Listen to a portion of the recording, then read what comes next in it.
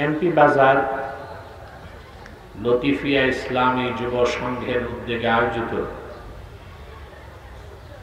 14তম বার্ষিক তাফসীরুল কোরআন মাহফিলের সম্মানিত সভাপতি মাওলানা সৈয়দ ইমদাদুল হক শফি সাহাব বারাকাল্লাহু ফি উমরিহি, উপস্থিত উলামায়ে কেরাম, তুলাবায়ে এজাম, বিভিন্ন প্রান্ত থেকে দুপুরবেলা আজকের এই মহতি মাহফিলে যারা উপস্থিত হয়েছেন স্বেচ্ছায় সানন্দে, স্বতঃস্ফূর্তভাবে মনের আনন্দে, শুধুমাত্র কোরআন কারীমের দুর্বার আকর্ষণে, প্রবল টানে, তাদের সকলকে অন্তরের অন্তঃস্থল থেকে জ্ঞাপন করছে মুবারক।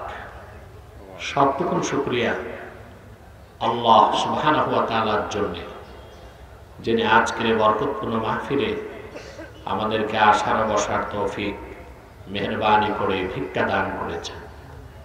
সেজন্য আসুন আমরা সকলে একবার অবনত চিত্তে হৃদয়ের আবেগ অনুভূতি উজাড় করে সমবেত কণ্ঠে বলি আলহামদুলিল্লাহ। অগণিত অসংখ্য দরুদ ও সালাম আল্লাহর সৃষ্টির প্রধান আকর্ষণ, বিশ্ব সভার সভাপতি, সকল নবী রাসূলগণের মাথার তাজ, শামসুল হিদায়াত, বদরুদ্দুজা, সাইয়্যিদুস সাকালাইন, ইমামুল মুরসালিন, খাতামুন নবিয়্যিন ওয়াল মুরসালিন, আফতাবে নবুওয়াত, শাহনশাহে রিসালাত, সরকারে দো জাহান, সুলতানুল মদিনা, নবিয়ুল আম্বিয়া, হুজুরে আকরাম, নূরে মুজাসসাম, নূরুন আলা নূর, সাইয়্যিদিনা হাবিবিনা শফিঈনা মাওলানা মুহাম্মদ সাল্লাল্লাহু আলাইহি ওয়াসাল্লামের উপর আল্লাহ পাক যাকে আজ থেকে ১,৫০০ বছর আগে প্রেরণ করেছেন সর্বশ্রেষ্ঠ ও সর্বশেষ নবী ও রাসূল হিসেবে, যার পরে আজ পর্যন্ত পৃথিবীতে অবশ্যই কোনো প্রকার নবী কিংবা রাসূল অবশ্যই আসে নাই, অবশ্যই এখনো নাই, অবশ্যই কিয়ামত পর্যন্ত আসবে না। সম্মানিত সুধী, আজকে আমি আপনাদের এলাকায় আগে এসেছি না? জি হয়টা একটু জোরে বলি। তার মানে আগে যাব, আগে এসেছি, আগে যাব, যেন আমার ভাইরা না ঠকে। সময় দিব আমি ইনশাআল্লাহ। আসলে রাজনগরে বহু আগে আমি এসেছি। রাতে আমি প্রোগ্রাম ভিতরে করতে পারি না, এই জন্য দিনে আসতে হয়। দিনে আসলে আমাকে আকাশপথে আসতে হয়। এবং এটা শুধু আপনাদের সিলেটে নয়, কিছু হিংসুক আপনাদের কমিটিকে বিরক্ত করেছে যে আব্বাসী হুজুর হেলিকপ্টারে কেন আসবে। তো হিংসুকদেরকে বলবো, আব্বাসী সাহেব তো শুধু সিলেটেই হেলিকপ্টারে আসে না, সারা বাংলাদেশে যায়। তো সিলেটে আসলে তোমাদের গা জ্বলে কেন? দ্বিতীয় কথা, ২০১৪ সাল থেকে সারা দেশে আমি দিনে প্রোগ্রাম করি, আর দিনে প্রোগ্রাম করতে গেলে আমাকে হেলিকপ্টার ব্যবহার করতে হয়। তো শুরু অবস্থায় কাফের মুশরিক রামবাম নাস্তিকরা আমার বিরোধিতা করত, ওইটাকে আমি তোয়াক্কা করি না, ওরা তো হিংসায় করবে। কিন্তু কিছু মৌলবীও আমার বিরোধিতা করছে কয়েক বছর, পরে দেখলাম ওই মৌলবীরাই আবার আমার দেখা দেখি হেলিকপ্টারে উঠা শুরু করছে। আবার এখন যারা আমার এই যুবক ভাইদেরকে ত্যাক্ত করেছে, এদের নেতা আর মৌলবীরা আবার হেলিকপ্টারে দৌড়ায়, তাদের সমস্যা হয় না। সমস্যা শুধু আব্বাসী সাহেবের ক্ষেত্রে। এগুলো হচ্ছে হিংসা আর বিদ্বেষ ছাড়া আর কিছু না। আমি যুবকদেরকে বলবো, ওদের এই কথা ২ পয়সা মূল্য দিও না। প্রত্যন্ত অঞ্চলে আমাকে দিনে যেতে হয়, আবার আজকে রাতে আমার প্রোগ্রাম হচ্ছে রাজবাড়ী। কোথায় এটা? কোথায় বলেন তো? ফরিদপুর। তা আমার পক্ষে গাড়িতে দিনে সিলেটে প্রোগ্রাম করে রাজবাড়ী যাওয়া সম্ভব? তো নিরাপত্তা জনিত কারণে, সময় সাশ্রয়ের জন্য সবকিছু মিলিয়ে আমাকে দিনে প্রোগ্রামে হেলিকপ্টার ব্যবহার করতে হয়। এই জবাবগুলো এখন আর জাতি চায় না, জাতি জেনে গেছে। কিন্তু এই যে কথা হচ্ছে সমস্যা হচ্ছে হিংসুকদেরকে নিয়ে, তা আমার মনে হয় হিংসুকদের হিংসাকে আমরা 2 পয়সার মূল্য দিব না ইনশাআল্লাহ। হিংসুকরা নিজেদের হিংসার আগুনে জ্বলতে জ্বলতে ভস্ম হয়ে যাবে ইনশাআল্লাহ। বলেন সম্মানিত শুধু আপনারা এখানে এসেছেন কোন পার্থিব স্বার্থ আছে? রাজনৈতিক, সামাজিক? আমরা এসেছি আল্লাহ তার হাবিবের রেজামন্দি হাসিল করতে। সুবহানাল্লাহ। আপনাদের জন্য সবচেয়ে বড় খুশ খবর যে আল্লাহ আপনাদের পছন্দ করছেন। খুশি হইলেন না? আলহামদুলিল্লাহ। প্রাণ খুলে বলেন আলহামদুলিল্লাহ। এখন আল্লাহ যে পছন্দ করছেন বুঝলেন কেমনে? প্রশ্ন আসে না? আল্লাহ যখন কোন মুমিনকে পছন্দ করেন তাকে দ্বীন শেখার সুযোগ করে দেন। সুবহানাল্লাহ। এটা আমার কথা না, সহিহ বুখারী কিতাবুল ইলমে হাদিসটি এসেছে। হযরত মুআবিয়া রাদিয়াল্লাহু তাআলা আনহু বর্ণনা করেন, আল্লাহর হাবিব ইরশাদ করেছেন, মান ইউরিদিল্লাহু বিহি খাইরান ইউফাক্কিহু ফিদ-দীন ওয়া ইন্নামা আনা কাসিম ওয়াল্লাহু ইউতি। আল্লাহর হাবিব ইরশাদ করেছেন, আল্লাহ তার যে বান্দার কল্যাণ চান, ভালো চান, আল্লাহ তারে দ্বীন শিখায়া দ্বীনের সমজদার বানায় দেন। ফাক্কাহা ইউফাক্কিহু মানে ফকিহ বানানো, ইউফাক্কিহু ফিদ-দীন মানে ইয়াজআলহু ফাকিহান ফিদ-দীন। আল্লাহ যে বান্দাকে বেশি পছন্দ করেন তাকে দ্বীনের সমজদার বানায় দেন। আল্লাহু আকবার বলেন। আল্লাহ আমাদের পছন্দ করছেন। আরে জি হয়, জোরে বলতে হবে। আমি তো না খেয়ে এসছি, আপনারাও না খেয়ে আসছেন, আমি জানি। আর আমি যদি খেতে যেতাম 40 মিনিট চলে যেত না? কথা বলেন। আমার সময় তো বাধা, 3:30টায় আমাকে উঠতে হবে। তা আমি যদি খেতে যেতাম তা আপনারা 40 মিনিট ঠকতেন, আমি ওয়াজ করতে পারতাম আধা ঘন্টা। আর আমি দেখেছি যত না খেয়ে থাকি স্পিরিচুয়াল পাওয়ার, আধ্যাত্মিক শক্তি তত বাড়ে। আলহামদুলিল্লাহ। আমরা না খেয়ে অভ্যাস আছে না? রোজা রেখে অভ্যাস আছে না? আলহামদুলিল্লাহ। আল্লাহ আমাদেরকে কবুল করেছেন, পছন্দ করেছেন। সুবহানাল্লাহ। দ্বিতীয় খুশ খবর, একটু পরিত মোনাজাত। মোনাজাত না এককভাবে না সম্মিলিতভাবে? সম্মিলিত মোনাজাত করে হাত দুটো মুখে লাগাবার সাথে সাথে আপনার আমলনামায় একটা সগীরা গুনাহ থাকবে না। খুশি আছেন? এটা আমার কথা না। ইমামে হাইসামি মাজমাউজ জাওয়ায়েদের মধ্যে লেখেন, নকল করেছেন, আল্লাহ হাবিব ইরশাদ করেছেন, আমার উম্মতের কোন মুমিন যদি হাত তুলে আল্লাহর কাছে দোয়া করে, বাকিরা যদি সম্মিলিতভাবে আমিন আমিন বলে, আল্লাহ রাব্বুল আলামিন আমার উম্মতের সম্মিলিত মোনাজাত কবুল করে নেবেন। আমাদের দোয়া কবুল হবে, এতে আমরা খুশি। বেজার শুধু শয়তান। বেজার কে? শয়তানও বেজার, তার চেলা চামুন্ডারাও বেজার। তো শয়তানের এখন একটা চেষ্টা বাকি আছে, মুনাজাতের আগে উঠানো যায় কিনা। আমরা এক নিয়ত করে শয়তানের নাপাক গালে একটা চপেটা ঘাত করতে চাই। রাজি আছেন?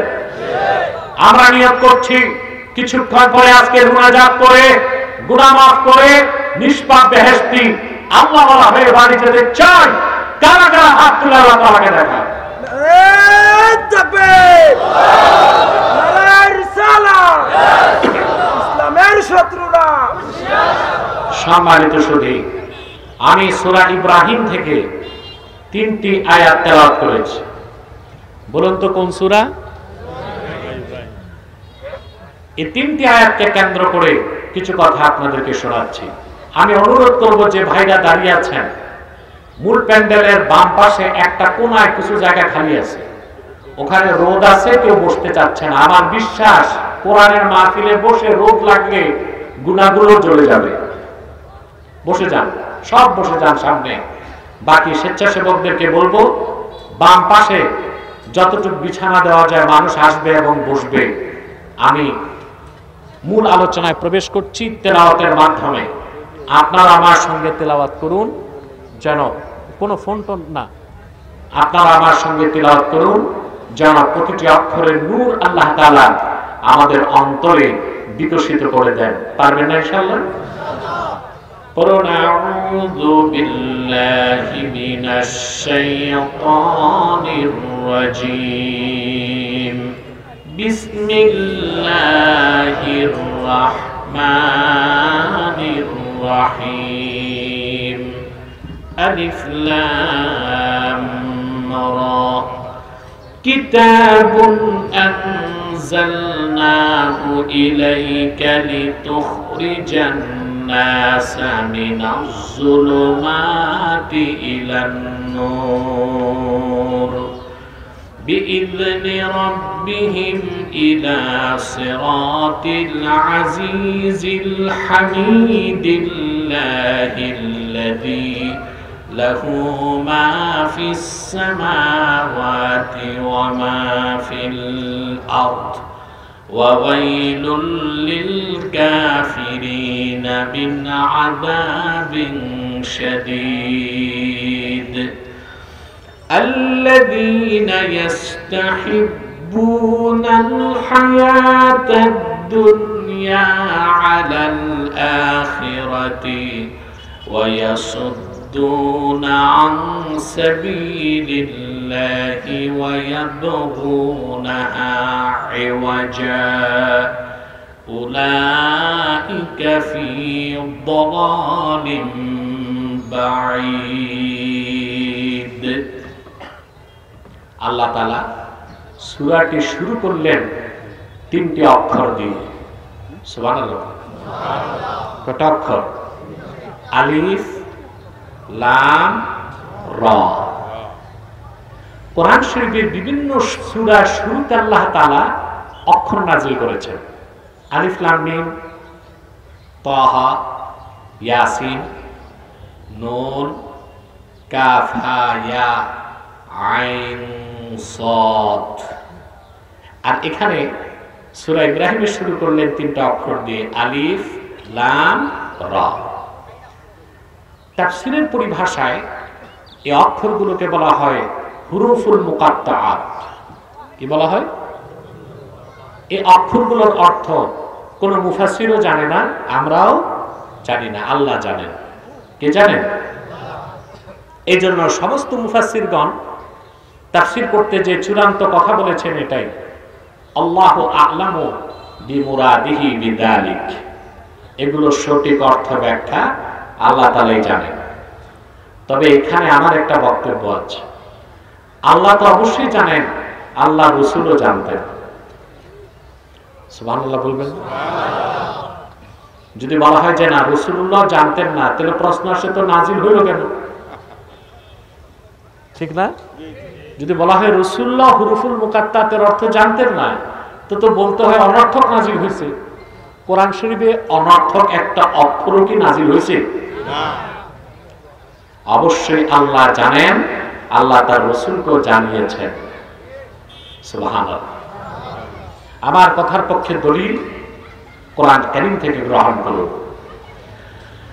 আল্লাহ রাব্বুল আলামিন তার হাবিবকে বলেন, লা তুহাররিক বিহি লিসানাকা লিতা'জালা বিহি ইন্না আলাইনা জামআহু ওয়া কুরআনাহু فإذا قرأناه فاتبع قرآنه ثم إن علينا بيانه سبحان الله আল্লাহ রাব্বুল আলামিন বলেন, প্রিয় হাবিব মুহাম্মদ সাল্লাল্লাহু আলাইহি ওয়াসাল্লাম, কোরআনকে মুখস্থ করার জন্য আপনার জিহ্বা মোবারক দ্রুত সঞ্চালন করবেন না। শুধুমাত্র আপনি কোরআন শুনবেন, আমি যখন কোরআন নাজিল করব আপনি শুনবেন, আপনার সিনায় কোরআন জমা করে দেবার দায়িত্ব আমি আল্লাহর, আর যে অংশটা বুঝবেন না ওই অংশটা ব্যাখ্যা করে দেবার দায়িত্ব আমি আল্লাহ। সুম্মা ইন্না আলাইনা বায়ানা, এই হায়ের মারজা হচ্ছে কোরআন। মারজা কি? তাহলে বোঝা যাচ্ছে কোরআন কারীমের বিসমিল্লাহর বা থেকে মিনাল জিন্নাতি ওয়ান নাসের সিন পর্যন্ত প্রতিটি বাক্যের, প্রতিটি শব্দের, প্রতিটি অক্ষরের কি অর্থ আল্লাহ রাসূল জানতেন। তাহলে অবশ্যই আলিফ লাম মিম, আলিফ লাম র, এই হুরুফুল মুকাত্তার গুলোর অর্থ আমরা জানি না, আল্লাহ জানেন, আল্লাহ রাসূল জানতেন। সুবহানাল্লাহ। বান্দার এগুলোর অর্থ জানার দরকার নাই, আমাদেরও আল্লাহ জানান নাই। কথা বুঝাতে পারলাম? আরে বাবা কথা বলো না কেন? না বুঝো না? আমি তো দেখতে পাচ্ছি না, এমন ভাবে মাইক আমাকে সেট করা হয়েছে, না আমি আপনাদেরকে দেখি না আপনারা আমাকে দেখেন। এটা করারও কিছু নাই, ইউটিউবে এসে বেশি জমা হয়েছে, ওদেরও তো দরকার আছে, দরকার আছে না? কারণ স্যাটেলাইট মিডিয়া গুলো ইসলামের পক্ষে প্রচার কম করে, করে না যে তা না, করে কম করে। ওইসব আলেমদের প্রচার করে যারা তাদের ভাষায় মডারেট আলেম। কি আলেম? জিহাদকে বিশ্বাস করে না, তারপরে ওদের ভাষায় জিহাদ হচ্ছে চরমপন্থা, এটা বিশ্বাস করে না। কাফের মুশরিক, তাদের বিরুদ্ধে কোনো বক্তব্য নাই। মুরতাদদের শাস্তি মৃত্যুদণ্ড, এগুলো যে মৌলবী বা স্কলাররা বলে না, তাদের প্রচার আবার করে মিডিয়া। ইসলামের পক্ষে পরিপূর্ণ প্রচার স্যাটেলাইট মিডিয়াগুলো করে না, ইসলামের দাওয়াত ছড়িয়ে দিচ্ছে সোশ্যাল মিডিয়াগুলো। এই জন্য কখনোই আমি ইউটিউবার ভাইদেরকে আন্ডার এস্টিমেট করি না। আমি মনে করি ওরা যদি ন্যায়পরায়ণতার সাথে, আমানতের সাথে আল্লাহর দ্বীনের দাওয়াত মানুষের ঘরে ঘরে পৌঁছে দেয়, তারাও দ্বীনের কর্মী হিসেবে হাসর ময়দানে জায়গা পেয়ে যাবে ইনশাআল্লাহ। বলে ও মিয়া বগ্গা বগ্গা, বসো, সব বসো। আমাদের মাহফিলে অনেক সময় হিন্দুরা আসে, অমুসলিমরা আসে, আমরা তাদেরকে বসতে বলি না, ওরা লজ্জা পায়। আমরা মনে করি দাঁড়িয়ে থাকো আর শুনো। ওইরকম অমুসলিম বা হিন্দু ছাড়া মুসলিম যারা আছো তারা বসো।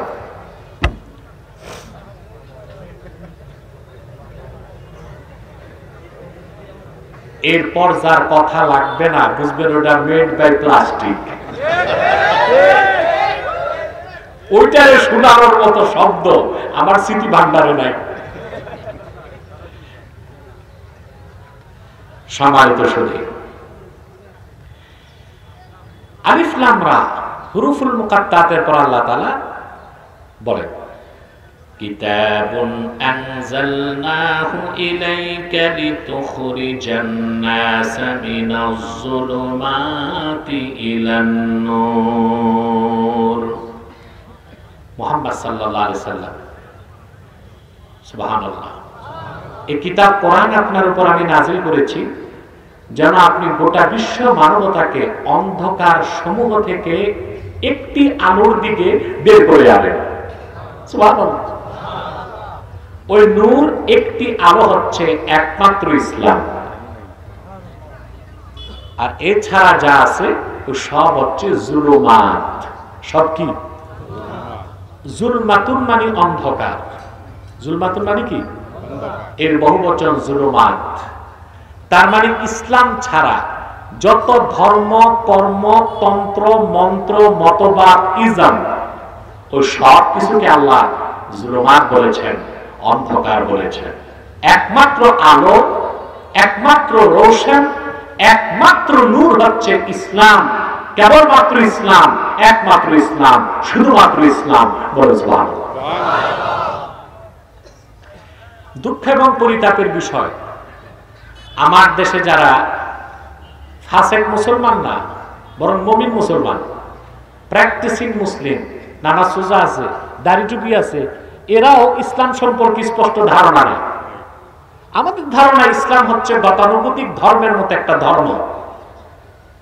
ইসলাম যে কত সুমহান, কত বড়, পরিপূর্ণ, পূর্ণাঙ্গ, ইসলাম যে আল্লাহ কর্তৃক স্বীকৃত, মনোনীত একমাত্র জীবন বিধান, এই সুস্পষ্ট ধারণা আমাদের অসংখ্য নামাজি মুসলমানদেরও জানা নাই। ইসলামকে আল্লাহ রাব্বুল আলামিন নূর বলেছেন। ইসলামের বিভিন্ন পরিচয় আল্লাহ কোরআন কারীমে তুলে ধরেছেন। ইসলামের পরিচয় দিতে যে আল্লাহ তাআলা অন্যত্র বলেন, ফামাইয়াকফুর বিত্তাগুতি ওয়া ইউমিন বিল্লাহি ফাকাদ ইসতামসাকা বিল উরওয়াতিল উসকা লা ইনফিসামা লাহা ওয়াল্লাহু সামিউন আলীম। আল্লাহ রাব্বুল আলামিন বলেন, আর যে ব্যক্তি তাগুতকে অস্বীকার করলো, মহান আল্লাহর উপর ঈমান আনলো, ফাকাদ ইসতামসাকা বিল উরওয়াতিল উসকা, সে তো একটা আল্লাহ কর্তৃক প্রেরিত শক্ত হাতলকে মজবুত ভাবে ধরলো। বলেন সুবহানাল্লাহ। ইসলামকে আল্লাহ বলেছেন উরওয়াতুল উসকা, এমন মজবুত শক্ত এক হাতল,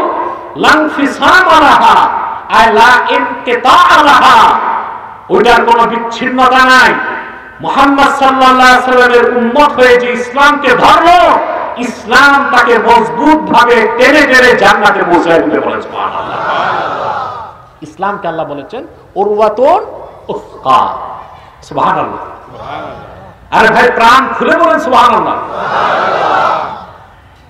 ইসলামের পরিচয় দিতে যে আল্লাহ তাআলা বলেন, ইসলামকে আল্লাহ শুধু নূর বলেন নাই, অন্যত্র ইসলামকে আল্লাহ নূরুল্লাহ বলেছেন।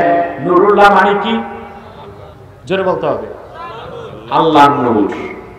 ইসলামকে আল্লাহ এখানে বলেছেন নূর, আরেক জায়গায় বলেছেন ইসলামকে নূরুল্লাহ। এটা আল্লাহ নূর।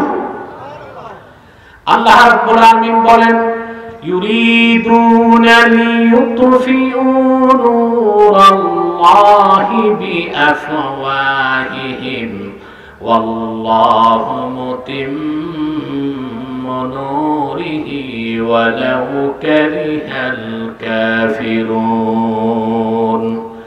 আল্লাহ রাব্বুল আলামিন বলেন, কাফের মুশরিকরা চায় তাদের মুখের ফু দিয়া আল্লাহর নূরকে নিভায় দিবে, কখনো তা সম্ভব নয়।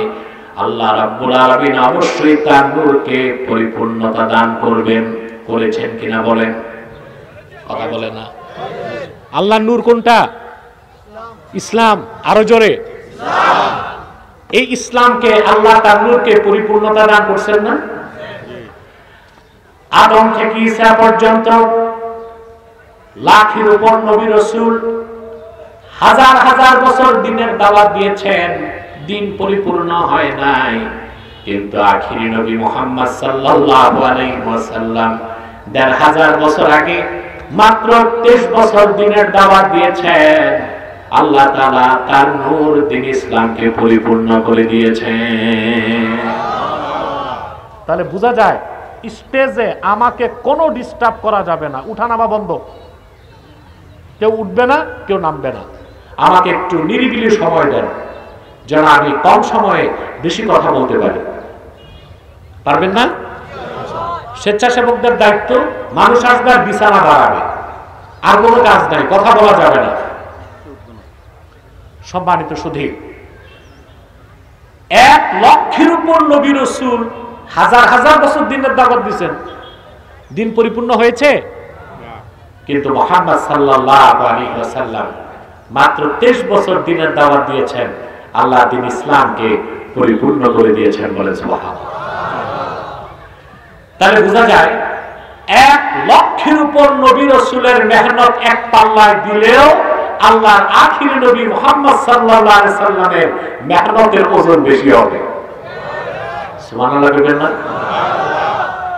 এই কথাটির দিকে ইঙ্গিত দিয়ে আল্লাহ অন্যত্র বলেন, আলাম নাশরাহ লাকা সাদরাক ওয়া ওয়াদা'না আনকা ওয়িজরাক الذي أنقض ظهرك ورفعنا لك ذكرك سبحان الله বলেন আল্লাহ রাসূলের সম্মান মর্যাদার কথা বলার মতো আমাদের জ্ঞানও নাই, কণ্ঠ নাই, লেখার মতো কলম নাই, প্রকাশ করার ভাষা নাই। আল্লাহর হাবিবের সম্মান আল্লাহ নিজে কোরআনে বর্ণনা করেছেন। পড়েন আমার সাথে, আলাম নাশরাহ লাকা সাদরাক ওয়া ওয়াদা'না আনকা ওয়িজরাক আল্লাযী আনকাযা যাহরাক ওয়া রাফা'না লাকা যিকরাক। আল্লাহ বলেন, মুহাম্মদ সাল্লাল্লাহু আলাইহি ওয়াসাল্লাম, আমি কি আপনার সিনা মুবারককে উন্মোচন করে দেই নাই? সুবহানাল্লাহ। ওয়া ওয়াদা'না আনকা ওয়িজরাক, আর আমি কি আপনার পিঠের বোঝা হালকা করে দেই নাই? যে বোঝাটা আপনার পিঠকে ভারী করে দিয়েছিল সেটা হলো দায়িত্বের বোঝা। তার মানে 1 লক্ষের উপর পয়গম্বর হাজার হাজার বছর দিনের দাওয়াত দিয়েছেন, দিন পরিপূর্ণ হয় নাই। মুহাম্মদ সাল্লাল্লাহু আলাইহি ওয়াসাল্লাম মাত্র 23 বছর দিনের দাওয়াত দিয়েছেন। আর আল্লাহ দিন কায়েমের জন্য 27টা যুদ্ধে রাসূলুল্লাহ নিজে নেতৃত্ব দিয়েছেন। উহুদের দান শহীদ করেছেন, খন্দকে গিয়েছেন, বদরে গিয়েছেন, হুনাইনে গিয়েছেন, তাবুকে গিয়েছেন, তাইফে রক্ত ঝরিয়েছেন। রাসূলুল্লাহ 23 বছরের দাওয়াতের কারণে, মেহনতের কারণে, রক্ত ঝরাবার কারণে লাখের উপর নবী হাজার হাজার বছর দিনের দাওয়াত দিয়েছেন, দিন আল্লাহ পরিপূর্ণ করেন নাই। কিন্তু মুহাম্মদ সাল্লাল্লাহু আলাইহি সাল্লামের 23 বছরের মেহনতের কারণে আল্লাহ তাআলা দ্বীনকে পরিপূর্ণ করে, তার নূরকে পরিপূর্ণ করে দিয়েছেন। আল্লাহু আকবার, সুবহানাল্লাহ। কোরআন কারীম সাক্ষ্য দেয়, আল্লাহর আখিরি নবী, নবীগণের মাথার তাজ আমার নূর নবীজি মুহাম্মদ মুস্তাফা সাল্লাল্লাহু আলাইহি ওয়াসাল্লাম বিদায় হজ্জের ভাষণে যখন আরাফার ময়দানে উপস্থিত হয়েছেন, আসর নামাজের শেষ সময়, মাগরিব নামাজের কিছু আগে রাসূলুল্লাহর সামনে 1,24,000 সাহাবী দাঁড়ায় ছিলেন।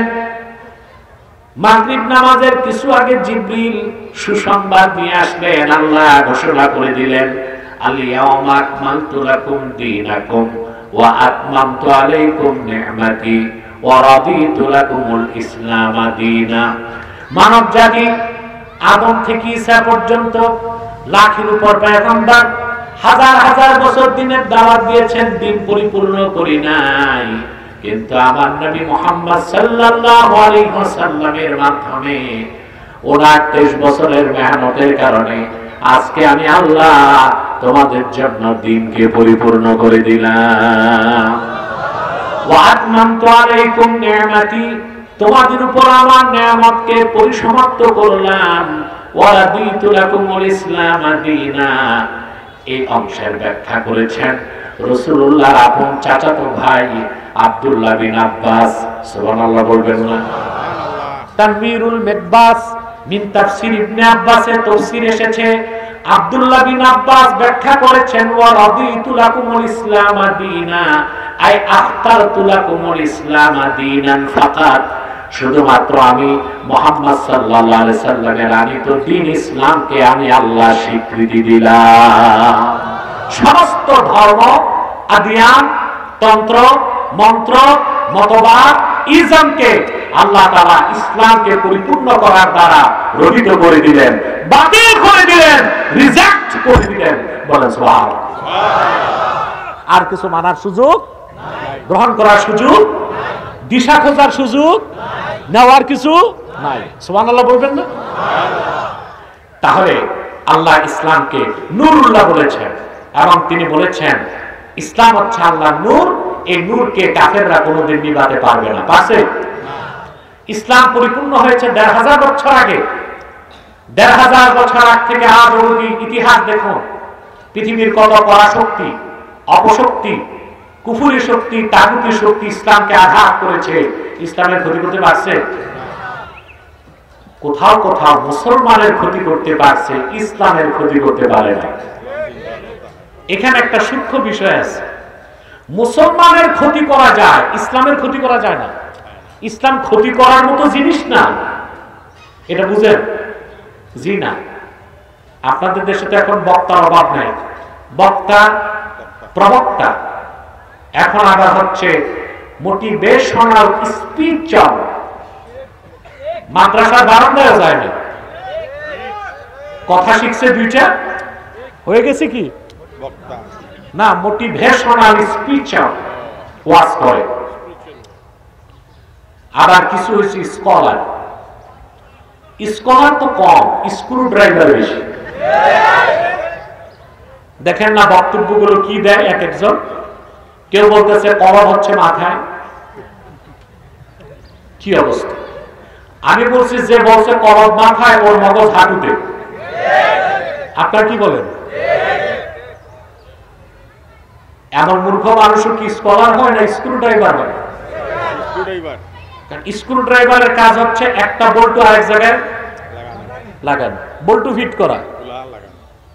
এরা উম্মতের মধ্যে বিভিন্ন বদ আকীদার বল্টু ফিট করতেছে, এজন্য এগুলো আমি স্কলার বলি না, স্ক্রু ড্রাইভার বলি। বর্গ ঐক্যের কথা, আর আমাদের আহলুস সুন্নাহ জামাতের আকীদায় আঘাত করবে। আমরা আহলুস সুন্নাহ জামাত আমাদের আকীদা বিশ্বাসকে জীবন থেকেও বেশি ভালোবাসি, সেক্ষেত্রে কোনো আপোষ নয়। শুধু ঐক্যের জন্য আমরাই স্যাক্রিফাইস করব, আর তোমরা একের পর এক আকীদায় আঘাত করবা, ওই রকম ঐক্যের দরকার নয়। আমরা যে কোনো মাসলাকের সাথে ঐক্যে বিশ্বাসী, কিন্তু কোন বাতিল ফিরকার সাথে আহলুস সুন্নাহ জামাত ঐক্য করতে পারে না। এটা মনে রাখবেন, কোন বাতিল ফিরকার সাথে ঐক্য নাই, মাসলাকের সাথে ঐক্য আছে। এক মাসলাক আরেক মাসলাকের সাথে ঐক্যবদ্ধ হতে পারে, এটা করতেই হবে, এটা কোনো বিকল্প নাই। কিন্তু তাই বলে ঐক্যের নামে বাতিল ফিরকার সাথে ঐক্য হতে পারে না। যদি বাতিল ফিরকার সাথে ঐক্য চলতো, তো হযরত আলী রাদিয়াল্লাহু তাআলা আনহু খারিজিদের বিরুদ্ধে যুদ্ধ ঘোষণা করতেন না। করছেন হযরত আলী? না, ঐক্য করেন নাই, যুদ্ধ করছেন। ইরাকের বাগদাদের কাছে একটা এলাকা আছে, তার নাম হারুরা। কি নাম? পৃথিবীর সবচেয়ে বাতিল ফিরকাগুলোর একটা খারিজি ফিরকা ওখান থেকে শুরু। হযরত আলী রাদিয়াল্লাহু তাআলা আনহু তাদেরকে বুঝাবার জন্য 3 বার আব্দুল্লাহ বিন আব্বাসকে পাঠিয়েছেন। কতবার? 3 বার বুঝানোর পর দেখছে ওরা বুঝে না। 4র্থ বার হযরত আলী যুদ্ধ করছেন, 12,000 খারিজির 8,000 কে হত্যা করছেন। তাহলে বোঝা যায় যে কোনো মাসলাকের সাথে ঐক্য হতে পারে, কোন বাতিল ফিরকার সাথে আমরা ঐক্য করতে পারি না। রাজি আছেন? তাহলে ভালো করে বুঝেন। তো এই যে কিছু বক্তা প্রবক্তা স্কলার বের হয়েছে, এরা আবার বলে, ওয়াজ করতে যেয়ে বলে, ভাই সব এক হও, নতুবা কাফেররা ইসলাম ধ্বংস করে ফেলবে। বাহ, ইসলামকে ধ্বংস করা সম্ভব? কথা বলে না। এক হও, এক প্ল্যাটফর্মে আসুন, নতুবা ইসলামের ক্ষতি হবে। বেকুফ, ইসলামের ক্ষতি করা যায় না, মুসলমানের ক্ষতি করা যায়। ইসলাম হচ্ছে আল্লাহর নূর, ইসলাম হচ্ছে চেরাগে মুহাম্মাদি। দুনিয়ার সমস্ত অপশক্তি ঐক্যবদ্ধ হয়েও আল্লাহর নূর চেরাগে মুহাম্মাদির এক যারা পরিমাণ ক্ষতি করতে পারবে না। মুসলমানের ভুলের কারণে, মুসলমানের ভুল সিদ্ধান্তের কারণে সাময়িকভাবে মুসলমানের ক্ষতি হতে পারে, ইসলামের ক্ষতি করা যায় না। এই কথাগুলো আমাদের বুঝতে হবে এবং জনগণকেও বুঝাতে হবে, ঠিক কিনা বলেন? দেখছেন অবস্থা, আমি বসছি 3টা বাজার 5 মিনিট আগে, বুঝলেন, পরে 1 ঘন্টা চলে গেছে। আমি আরো পরে 1 ঘন্টা থাকবো, যদি আপনারা আমাকে ডিস্টার্ব না করেন। করবেন ডিস্টার্ব? তো যে ভাইরা দাঁড়িয়ে আছেন বসেন। রোদ থেকে বাঁচতেছে, রোদের ভয় পায়, জাহান্নামের আগুনের ভয় নাই। মাহফিলে আসলে সব ভাবসাব এইরকম যেন খান বাহাদুর আসানুল্লাহ নাতিপুতি, আর স্টেডিয়ামে গেলে বৃষ্টিতে ভিজে রোদে শুকায়। তখন আর নবাবগিরি থাকে না। বসে যান, বসে ওয়াজ শুনবেন, আল্লাহর রহমত বেশি পাবেন। অনেকে আবার বসতে পারতেছে না, বিপদে পড়ছে, জিন্সের প্যান্ট লাগায় আসছে। এত চিকন প্যান্ট সুপারি গাছের মতো। আমি বুঝি না এটা কি ঠ্যাং দিয়া সেলাই করছে না সেলাই দিয়া ঠ্যাং ঢুকেছে। এখন যদি বলি বসো, আমাকে আদর করে যদি বসে তো চিচেন থাক, এটা বিপদ হইতে পারে। তাদের জন্য ছাড় আছে, দাঁড়াই থাকে। সম্মানিত সুধী, মনোযোগ আছে তো? ইসলামকে আল্লাহ বলেছেন নূর, ইসলামকে আল্লাহ বলেছেন নূরুল্লাহ। সুবহানাল্লাহ। আমার ভাইরা, শুধু তাই নয়, আল্লাহ রাব্বুল আলামিন ইসলামকে বলেছেন দ্বীনুল্লাহ, আল্লাহর দ্বীন। আল্লাহ রাব্বুল আলামিন বলেন ইযা জাআ নাসরুল্লাহি ওয়াল ফাতহ ওয়া রাআইতান নাসা ইয়াদখুলুনা ফি দীনিল্লাহি আফওয়াজা। ইসলামকে আল্লাহ বলেছেন দ্বীনুল্লাহ। দ্বীনুল্লাহ অর্থ কি? আল্লাহর দ্বীন। সুবহানাল্লাহ। ইসলামকে আল্লাহ বলেছেন নূর, আলো। ইসলামকে বলেছেন আল্লাহ নূরুল্লাহ, আল্লাহর নূর। ইসলামকে আল্লাহ বলেছেন দ্বীনুল্লাহ, আল্লাহর দ্বীন। এর থেকে প্রমাণ হয় ইসলাম সাম্প্রদায়িকতার ঊর্ধ্বে। আর ইসলাম ছাড়া যত ধর্ম আছে সব সাম্প্রদায়িকতার দোষে দুষ্ট। এটা প্রমাণ। আপনাকে তো লজিক লাগবে, হ্যাঁ? ইসলাম ছাড়া যে ধর্মগুলো আছে নাম কি বলেন তো? ইহুদি ধর্ম। নাম প্রমাণ দেয় ধর্মটা একটা সম্প্রদায়ের। কোন সম্প্রদায়? কথা বলে না। খ্রিস্টান ধর্ম। নাম কি প্রমাণ দেয় এটা একটা সম্প্রদায়? ওই সম্প্রদায়ের নাম কি? বৌদ্ধ ধর্ম। নাম কি প্রমাণ দেয় একটা সম্প্রদায়ের? ওই সম্প্রদায়ের নাম কি? বৌদ্ধ। হিন্দু ধর্ম নাম প্রমাণ দেয় এটা একটা সম্প্রদায়। কিন্তু আল্লাহর কোরআনের কোথাও ইসলামকে দ্বীনুল মুসলিমিন, মুসলমানের ধর্ম বলা হয় নাই। ইসলামকে বলা হয়েছে দ্বীনুল্লাহ, আল্লাহর দ্বীন, আল্লাহর ধর্ম। তাহলে বোঝা যাচ্ছে একমাত্র ইসলাম হচ্ছে সাম্প্রদায়িকতা মুক্ত এবং সবকিছুর ঊর্ধ্বে। অথচ ইসলামের কথা বললেই তথাকথিত বুদ্ধিজীবী, প্রগতিশীল, সুশীল সমাজ এবং এখন নতুন একটা বের হয়েছে রাষ্ট্রচিন্তক, এরা আমাদেরকে বলে সাম্প্রদায়িক।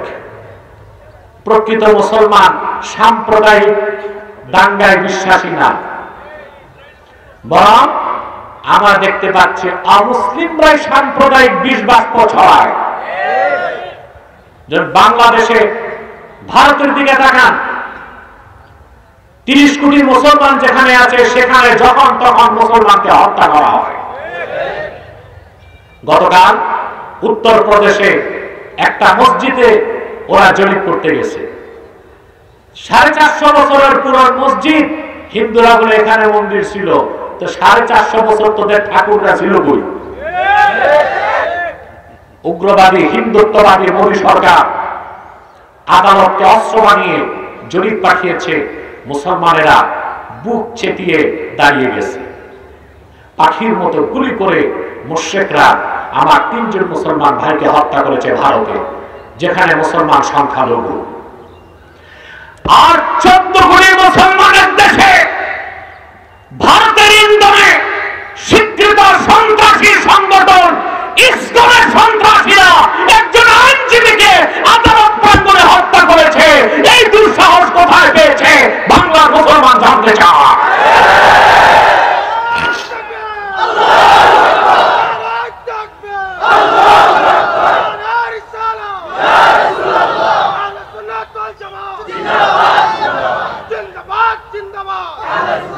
আমি মৌলভীবাজারের এই প্রোগ্রাম থেকে অন্তর্বর্তী সরকারকে স্পষ্ট বলছি, আমার দেশে যে আইনজীবী তাকে টার্গেট কিলিং করা হয়েছে।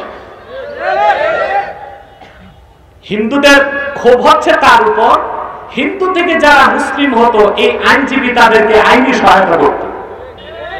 এটাই হচ্ছে আইনজীবীর প্রতি হিন্দুদের ক্ষোভ। আইনজীবীকে জবাই করলো প্রকাশ্যে। দ্রুত ট্রাইব্যুনালে হত্যাকারীদের বিচার বাংলাদেশের মুসলমান দেখতে চায়।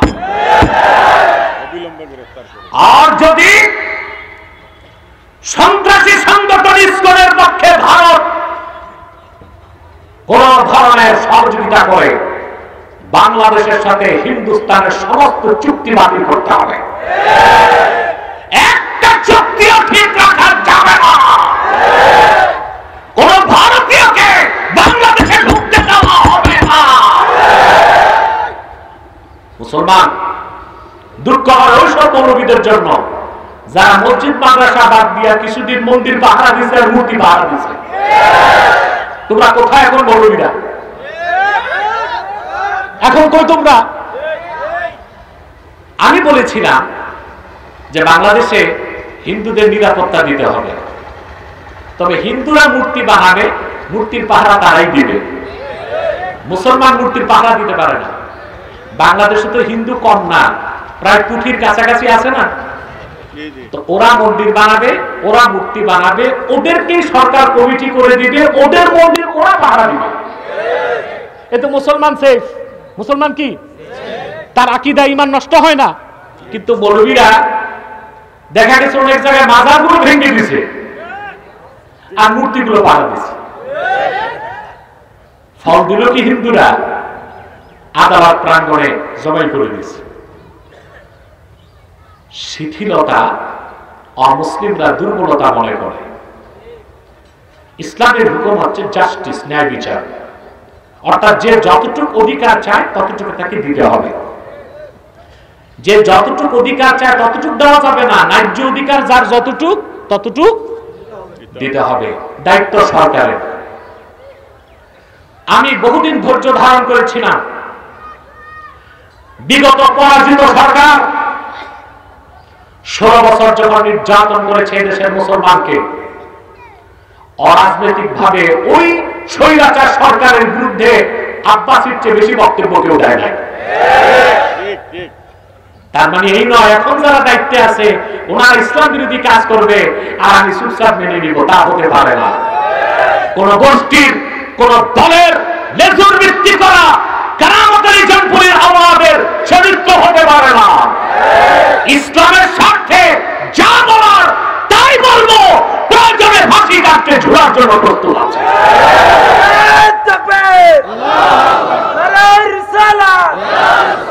ইসলামের শত্রুরা অতএব অমুসলিমরাই সাম্প্রদায়িক বিষ বাষ্প ছড়ায়, মুসলমান সাম্প্রদায়িক বিষ বাষ্প ছড়ায় না। ইসলাম সাম্প্রদায়িকতার ঊর্ধ্বে বলে। সুবহানাল্লাহ। ইসলামকে বলা হয়নি মুসলমানের ধর্ম, বলা হয়েছে কি দ্বীনুল্লাহ। কার দিন? সেজন্য বলি ভাইয়েরা, দিন হচ্ছে দ্বীনুল্লাহ, জমিন হচ্ছে আরদুল্লাহ, আমরা হচ্ছি ইবাদুল্লাহ। আমরা কি? ইবাদুল্লাহ। জমিন আরদুল্লাহ, আল্লাহর জমিন। আমরা আল্লাহর বান্দা, দিন হচ্ছে আল্লাহর দিন। অতএব আল্লাহর জমিনে আল্লাহর বান্দারা আল্লাহর দ্বীনের আইনকে প্রতিষ্ঠিত করবে, সেখানে সাম্প্রদায়িকতা কিংবা মৌলবাদের ধোঁয়া তোলার কোনো সুযোগ নাই। আছে? এদেশের প্রতিটি মুসলমান চায় কোরআন ও সুন্নাহর আইনে দেশ চলবে। চান না আপনারা? কথা বলেন। প্রতিটি মুসলমানের স্বপ্ন এটাই, কোরআন ও সুন্নাহর আইন দিয়ে দেশ চলবে। আর সেটা হতে হবে খেলাফার পদ্ধতিতে। ঠিক না? আমার ভাইরা, এরপরে আল্লাহ রাব্বুল আলামিন বলেন বিইذনি রাব্বিহিম ইলা সিরাতিল আজিজিল হামিদিল্লাহ। মুহাম্মদ সাল্লাল্লাহু আলাইহি সাল্লাম, আপনার কাছে কোরআন প্রেরণ করেছি আমি আল্লাহ, যেন আপনি গোটা মানব জাতিকে অন্ধকার সমূহ থেকে একটি আলোর দিকে নিয়ে আসেন। ওই আলোর নাম কি? ইসলাম। এতক্ষণ আমরা ইসলামের পরিচয় পেয়েছি না? কথা বলেন ভাই। বিইজনি রাব্বিহিম, মানব জাতির রবের অনুমতিতে। সেই ইসলামের আরেকটা পরিচয় আল্লাহ তুলে ধরেছেন, ইলা সিরাতিল আজিজিল হামিদ, যে ইসলাম হচ্ছে আল্লাহ রাব্বুল আলামিনের মনোনীত পথ। যিনি আজিজ, যিনি হামিদ, বলেন সুবহানাল্লাহ। ইসলাম কার পথ? জোরে বলতে হবে।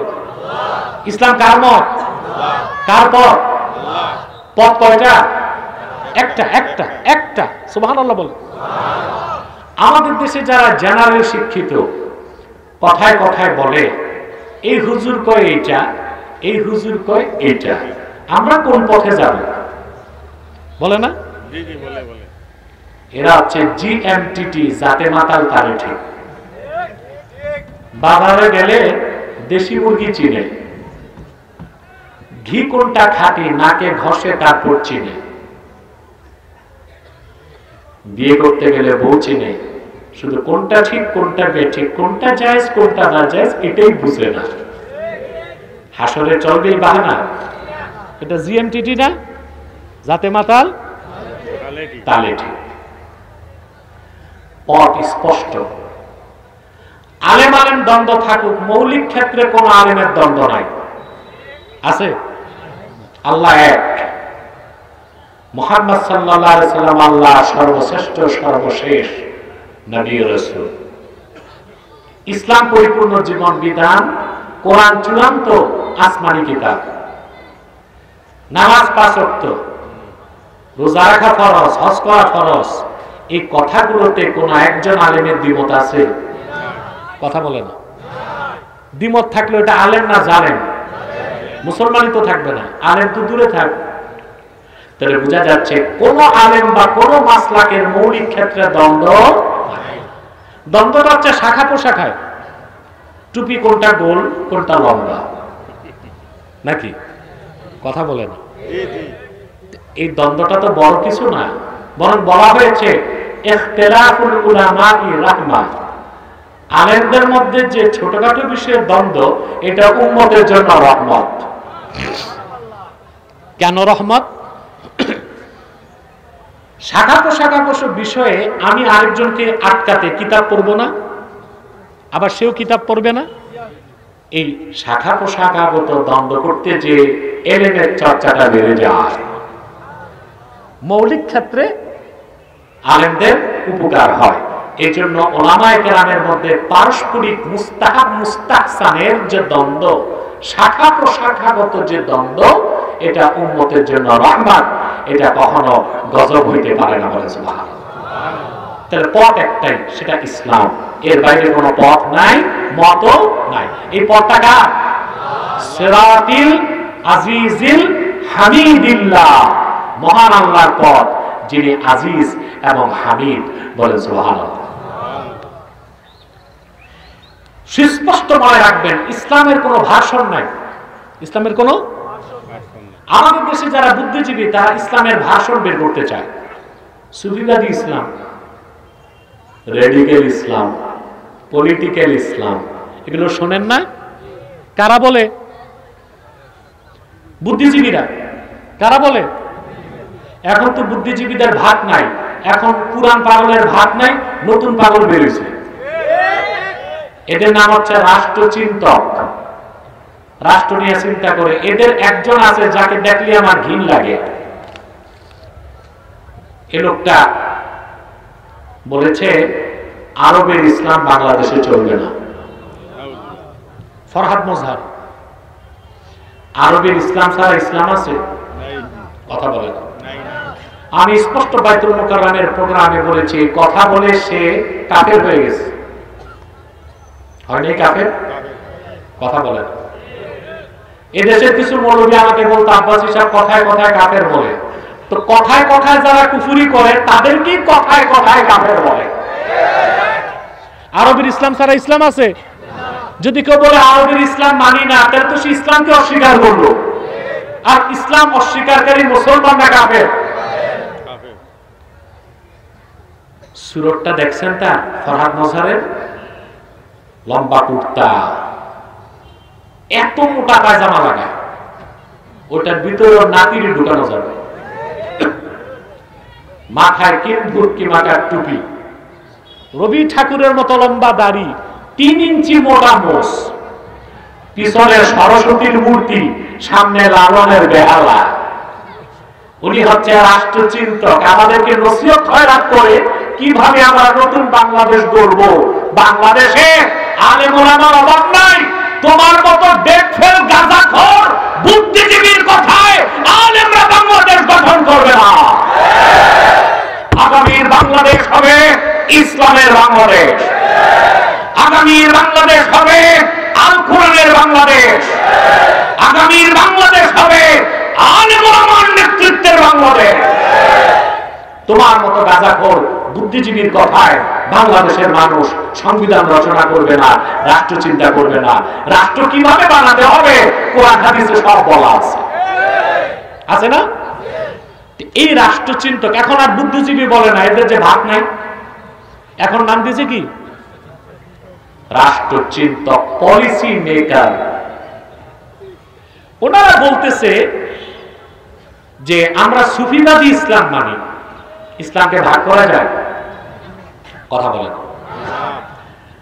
জিহাদের কথা বললে বলে এটা রেডিক্যাল ইসলাম, ইসলামী রাজনীতির কথা বললে বলে এটা পলিটিক্যাল ইসলাম, আর শুধু মসজিদে আর খানকায় তসবিহ পড়লে তারে বলে সুফিবাদী ইসলাম। ইসলামকে ভাগ করার অধিকার আছে মানুষের? ইসলাম একটাই, সিরাতিল আজিজিল হামিদিল্লাহ। ইসলাম কার পথ? যিনি আজিজ, যিনি হামিদ, যিনি আমার আল্লাহ। সুবহানাল্লাহ। ইসলামকে ভাগ করার কোন সুযোগ নাই। ইসলাম পরিপূর্ণ জীবন বিধান। ইসলামী রাজনীতি পূর্ণাঙ্গ ইসলাম নয়, তবে পূর্ণাঙ্গ ইসলামের অংশ।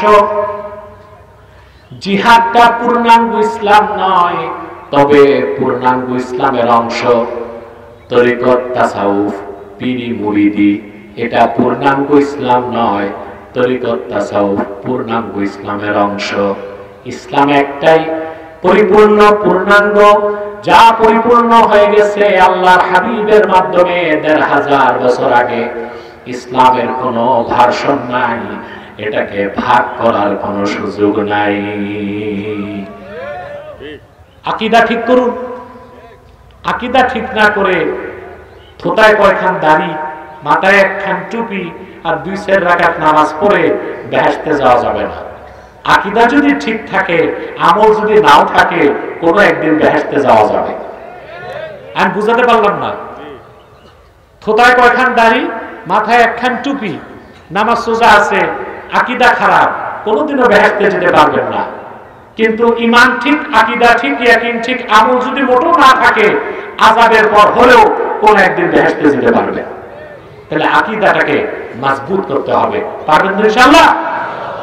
ইসলামের মধ্যে জিহাদ আছে, ইসলামের মধ্যে রাজনীতি আছে, ইসলামের মধ্যে তরিকত তাসাউফ আছে, ইহকালীন কল্যাণ, পরকালীন মুক্তির সব কথাই তো ইসলামের মধ্যে আছে। এরা আমাদেরকে ভুল ইতিহাস শেখায় যে সুফি দরবেশরা ইসলাম প্রচার করছে তরবারি ছাড়া। এটা ভুল ইতিহাস না? কথা বলেন। আমার সাথে 2021 সালে এক বুদ্ধিজীবী ডিবেট হয়েছিল। বহুত নাস্তিক বুদ্ধিজীবী ডিবেটে আসছে, হেরে গেছে। একটা বুদ্ধিজীবী চিনেন আপনারা, ওটা কি যেন 71 সালে মুরগি সাপ্লাই করত, কি না? শাহরিয়ার কবি। এটারে সবাই শুনি বলে মুরগি চোর। এই মুরগি চোর বলে। এই লোকটা হচ্ছে গাধানিকের সভাপতি। গাধানিক, ঘাতক দালাল নির্মূল কমিটি। ও নিজেই ছিল ঘাতক। দেশ স্বাধীনের পর থেকে আলেম ওলামা, টুপিওয়ালা, দাড়িওয়ালা, পীর মাশায়েখ দেখলেই বলতো রাজাকার। এখন আর এই ব্যবসা বাংলাদেশে চলবে না। মৌলবাদ, জঙ্গিবাদ, রাজাকারের ব্যবসা আর আছে দেশে? কথা বলে না। এটা নিয়ে ব্যবসা করতে করতে আল্লাহ সহ্য করেন নাই, এমন গজব দিছেন, কেউ পালাইছে স্বামীর বাড়ি,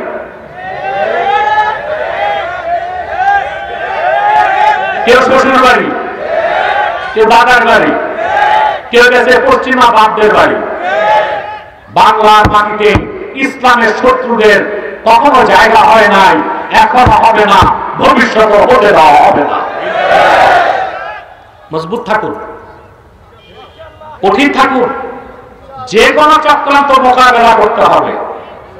নতুবা পরাজিত শক্তি যদি একবার কোমর সোজা করে দাঁড়াতে পারে, কে রাজনীতি করে আর কে করে না তা দেখবে না, আলেম দেখলেই গণহারে হত্যা করবে।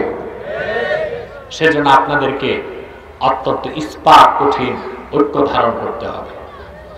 এই বুদ্ধিজীবী শাহরিয়ার কবির ডিবেটে আমাকে বলতেছে তরবারি দিয়ে ইসলাম আসে নাই। আমি বলেছি তরবারির জোরে ইসলাম আসে নাই, তবে ইসলাম প্রতিষ্ঠায় তরবারি লেগেছে। তার বলতি বন্ধ হয়ে গেছে, কোনো জবাব নাই।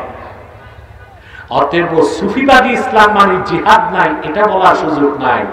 শাহজালাল রহমতুল্লাহ মাজারে যান, পাশের জাদুঘরে দেখবেন হযরত শাহজালালের তরবারিটা রাখা আছে। ইসলামের সুমহান আদর্শ নিয়ে তিনি 360 আউলিয়াকে নিয়ে সিলেটে যখন এসেছেন, শাহজালালের সিনায় ছিল কোরআন, হাতে ছিল জায়নামাজ, গলায় ছিল তাসবিহ, আর এক হাতে ছিল ইনসাফের তরবারি, দ্য শোর্ড অফ জাস্টিস। ওটা লাগছে না? গৌর গোবিন্দর মতো অত্যাচারীর বিষ দাগকে ভাঙতে হযরত শাহজালাল তাসবিহ দিয়া কাজ করেন নাই, তরবারি ব্যবহার করছেন। অতএব সুফিবাদ, সুফি দরবেশরা শুধু তাসবিহ নিয়েই চলতেন, এটা ভুল ইতিহাস। সুফি দরবেশরা এক হাতে তাসবিহ রাখতেন আর এক হাতে তরবারি রাখতেন। এটা সিলেটের ইতিহাস।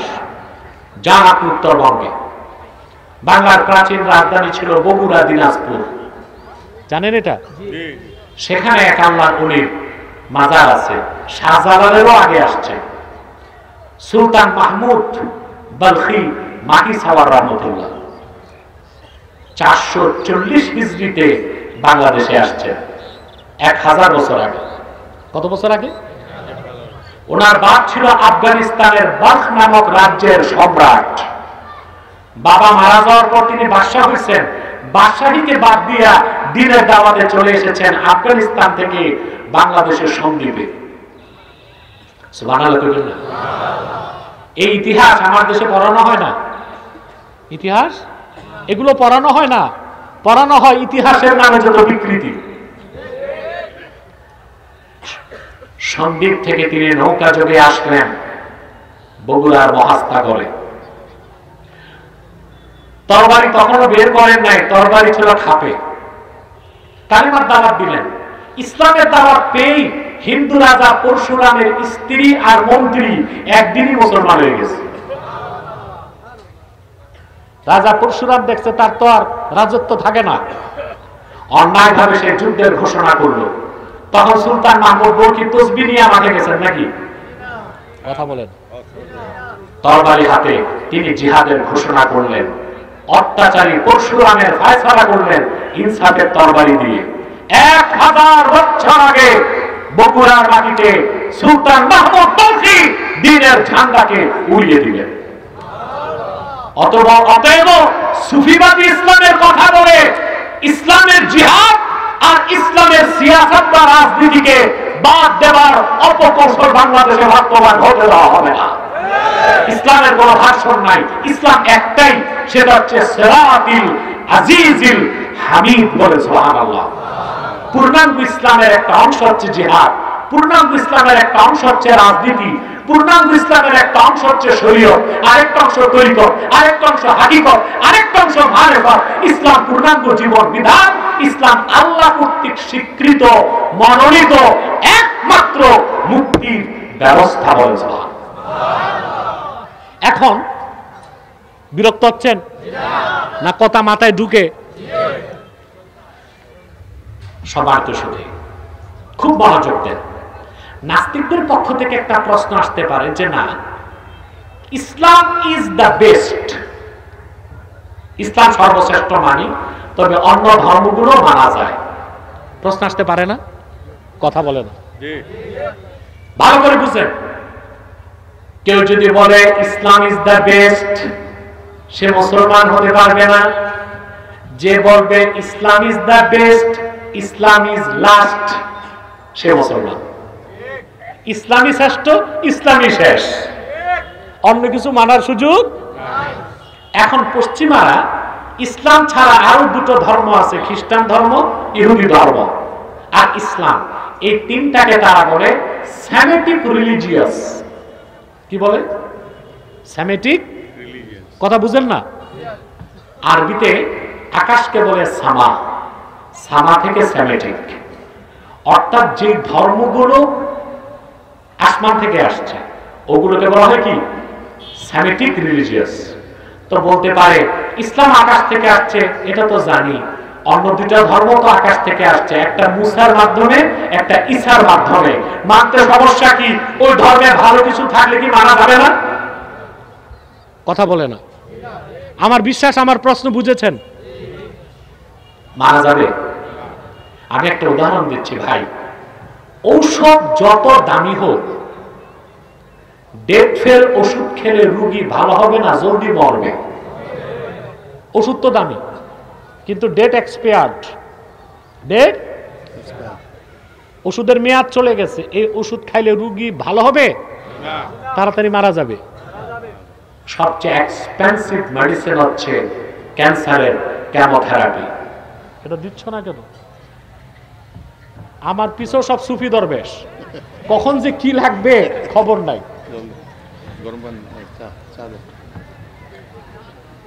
আরে ভাই মাথাটাও নাড়ায়ও না, আর কিছুক্ষণ পর মুনাজাত। আজকে তোমাদের মাহফিলের মুনাজাত কবুল হয়ে যাবে ইনশাআল্লাহ। কারণ মানুষের স্যাক্রিফাইস দেখছেন। আজকে কি বার? ছুটির দিন?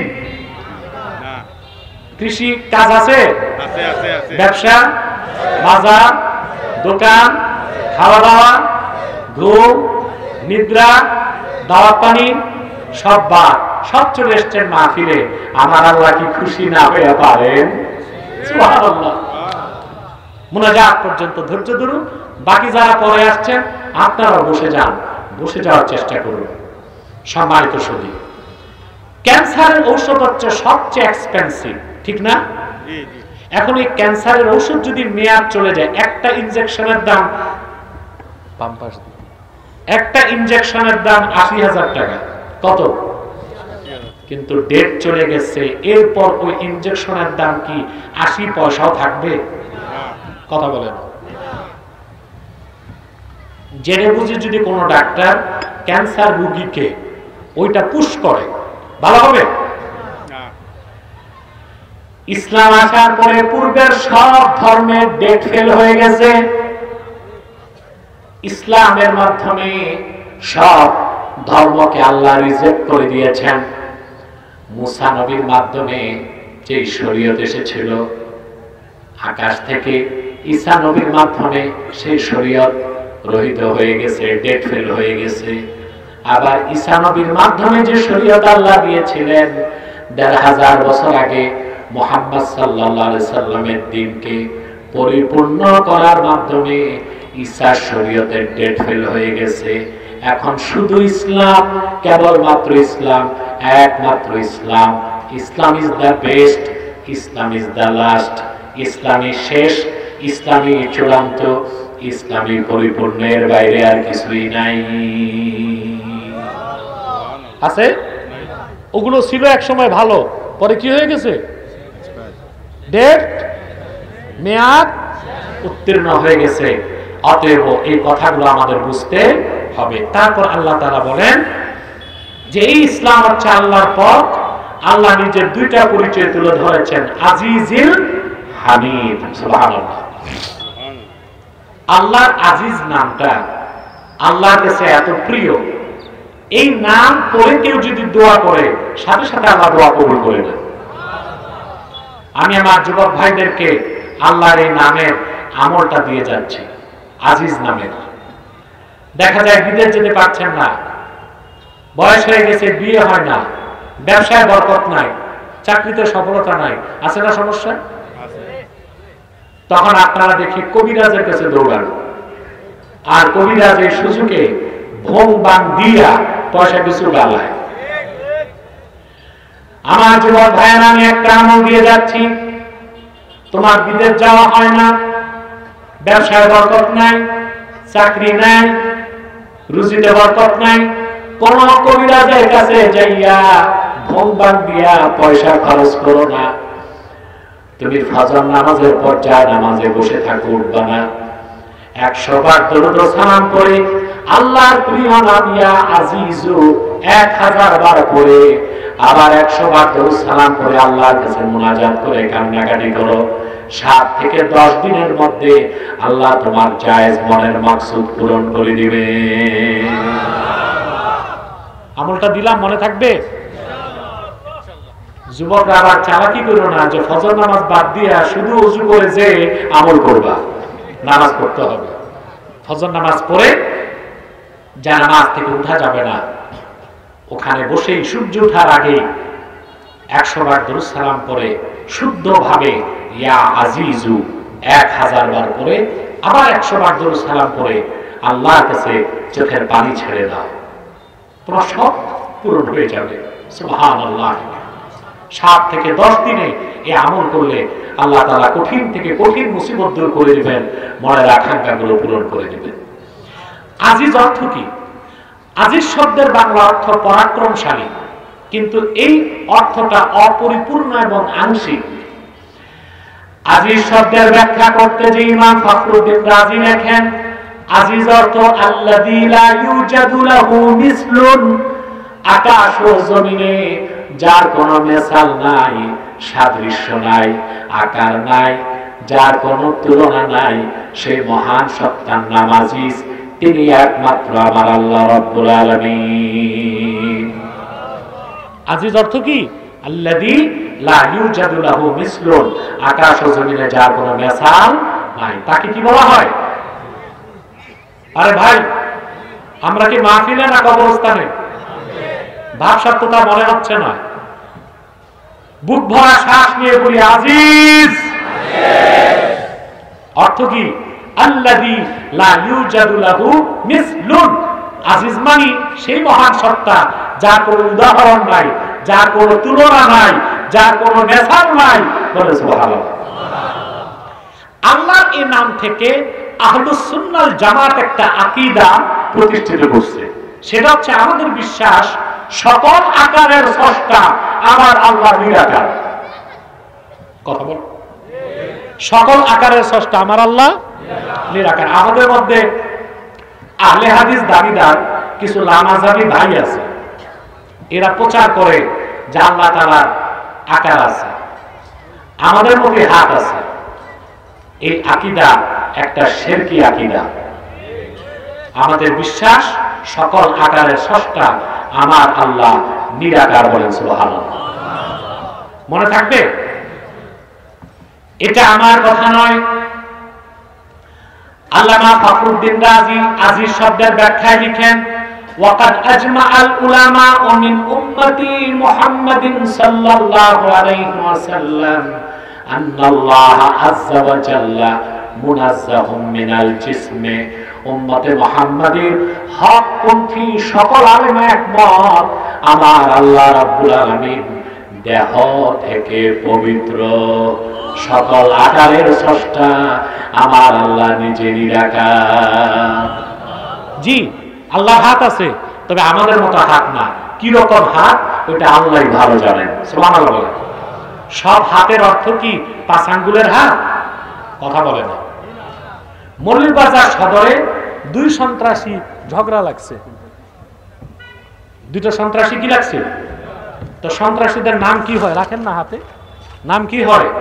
ওই মনে করেন জুতা পেন্টু আর হকি স্টিক বল্টু, একটা মাথা ফাটাইছে। তো ওখানে কথা হচ্ছে এখানে আব্বাসীর হাত আছে, তার মানে আমার হাত লম্বা হয়ে এমপি বাজার থেকে মৌলভীবাজার গেছে। এই হাতের অর্থ কি? আব্বাসীর মেকানিজম আছে। কথা বলে সব হাতের অর্থ 5 আঙ্গুলের হাত না। আর আমার আল্লাহর হাত, তার তো চিন্তা করার জ্ঞান বুদ্ধি আমাদের নয়। আবু হানিফা বলেছেন, ফালাহু ওয়াজহুন লাইসা কা উজুহিনা ওয়া লাহু ইয়াদুন লাইসা কা আইদিনা ওয়া লাহু রিজলুন লাইসা কারজুলিনা লাইসা কামিসলিহি শাই। আল্লাহর চেহারা আছে, আমাদের মতো চেহারা নয়। আল্লাহর হাত আছে, আমাদের মতো হাত নয়। আল্লাহর কদম আছে, আমাদের মতো কদম নয়। ফালাহু ইয়াদুন কামা ইয়ালিকু বিশানিহি। আল্লাহর ওই রকম হাত আছে যেরকম হাত থাকা দরকার আছে। সুবহানাল্লাহ। এরপর আল্লাহ বলেছেন হামিদ। হামিদ মানে মুস্তাহিকুল হামদে, অর্থাৎ যিনি প্রশংসার একচ্ছত্র অধিকারী বলে। সুবহানাল্লাহ। এরপর আল্লাহ নিজের জাতি নামটা নিয়েছেন আল্লাহুল্লাযী লাহু মা ফিস সামাওয়াতি ওয়া মা ফিল আরদ। এই ইসলাম হচ্ছে মহান আল্লাহ যিনি আজিজ, যিনি হামিদ, ওনার পদ। আর আল্লাহ তাআলা তো তিনি আকাশ ও জমিনের মালিকানা বলে। সুবহানাল্লাহ। প্রচলিত রাজনীতিবিদ আর কোরআনী বিশ্বাসী রাজনীতিবিদের এখানে মৌলিক পার্থক্য। প্রচলিত রাজনীতি যারা করে তাদের বিশ্বাস জনগণ সার্বভৌমত্বের মালিক। আর কোরআন আমাদেরকে শিক্ষা দেয় না লাহু মা ফিস সামাওয়াতি ওয়া মা ফিল আরদ, আকাশ ও জমিনের সার্বভৌমত্বের একচ্ছত্র মালিকানা কার? মৌলিক পার্থক্য। যারা বলবে জনগণ সার্বভৌমত্বের মালিক, তাদের রাজনীতিটা হয়ে যাবে জাহান্নামে যাবার প্রধান কারণ। আর যারা বলবে আকাশ ও জমিনের আর সার্বভৌমত্বের মালিক আল্লাহ, কোরআন সুন্নাহ মোতাবেক তাদের রাজনীতিটা হয়ে যাবে ইবাদত। সুবহানাল্লাহ বলেন। সার্বভৌমত্বের মালিক কে? আকাশ ও জমিনের মালিক কে? সার্বভৌমত্বের মালিক কে? এখন কথা হচ্ছে সংবিধান পরিবর্তন হবে, হচ্ছে না? আপনারা তো চান, কথা বলে না। ৭২ সংবিধানে এত জঙ্গল, এগুলো সাফ করলে সংবিধান থাকে না। এই জন্য নতুন সংবিধান তৈরির চেষ্টা চলছে। কিন্তু আমাদের প্রস্তাব হচ্ছে সংবিধান যদি আগের মতোই হয় তাতে তো লাভ নাই। সংবিধান রচিত হবে কোরআন ও সুন্নাহর আলোকে। সেই সংবিধান দেশকে সমৃদ্ধ করতে পারবে, সুশাসন দিতে পারবে, ইনসাফ দিতে পারবে, মানুষের অধিকারকে প্রতিষ্ঠিত করতে পারবে। ঠিক কিনা বলেন? যদি কোরআন সুন্নাহর আলোকে না হয়, ব্রিটিশদের অনুসরণে, যুক্তরাষ্ট্রের অনুসরণে নতুন সংবিধান লেখা হয়, তাহলে এটা হয়ে গেল হিন্দুদের মূর্তি পূজার মতো। কি রকম? হিন্দুরা মূর্তি বানায়, তারপর নিজেরা বানায়া ওটার উপর ঈমান আনে, আবার পূজার শেষে ওগুলোকে কি করে? ধ্বংস করে দেয়। তা আমরা যদি বলি জনগণ ক্ষমতার উৎস বা জনগণই সার্বভৌমত্বের মালিক, তাহলে আমরাই সংবিধান বানালাম, আমরাই ঈমান আনলাম, আবার সময় মতো বাতিল করে দিলাম। এটা অনেকটা মূর্তি পূজার মতো হয়ে গেল না? হযরত ওমর রাদিয়াল্লাহু তাআলা একদিন বসে আছেন, হঠাৎ তিনি হেসে ফেলছেন। তো লোকজন জিজ্ঞেস করছে, হুজুর হাসলেন কেন? বলে, ইসলাম কবুলের আগে জাহিলি যুগের একটা কথা মনে পড়ছে, আমরা কত নির্বোধ ছিলাম, ওটা মনে হতে হেসে দিছি। তো সবার প্রশ্ন জাগছে, হুজুর ঘটনাটা বলেন। হযরত ওমর বলছেন, কুন্না ফিল জাহিলিয়াতি নাসনাউ সানামান বিল আজওয়া সুম্মা নাকুলুহু। জাহিলি যুগে আমরা খেজুর দিয়ে মূর্তি বানাইতাম, বুকে রাখতাম, চুমা দিতাম, মাথায় রাখতাম, বগলে রাখতাম, ইবাদত করতাম, ক্ষুধা লাগলে খেয়ে ফেলতাম। ক্ষুধা লাগলে খেয়ে ফেলতেন কেন? বানাইতেন কি দিয়া? খেজুর দিয়া। খাইতে সমস্যা হইতো? আরে ভাই, হিন্দুরা তো খাইতে পারে না, মানে মাটি দিয়া। ওরাও যদি সুজি, ময়দা, আটা দিয়া বানায়, ফেলতে হয় না, এগুলো রুটি বানায় খাইতে পারে। কথা বলে না? তা হযরত ওমর বলছেন, আমরা খেজুর দিয়ে মূর্তি বানাইতাম, ওটার ইবাদত করতাম, চুমা দিতাম, মাথায় রাখতাম, বুকে রাখতাম, বগলে রাখতাম, সেজদা করতাম, শ্রদ্ধা করতাম, ক্ষুধা রাখতাম, খেয়ে ফেলতাম। আমরা এতটা নির্ভর ছিলাম ইসলাম কবুলের আগে, ওটা মনে হইতে হেসে দিছি। তা আমরাও তো ১,০০০ বছর পরে তাই করছি।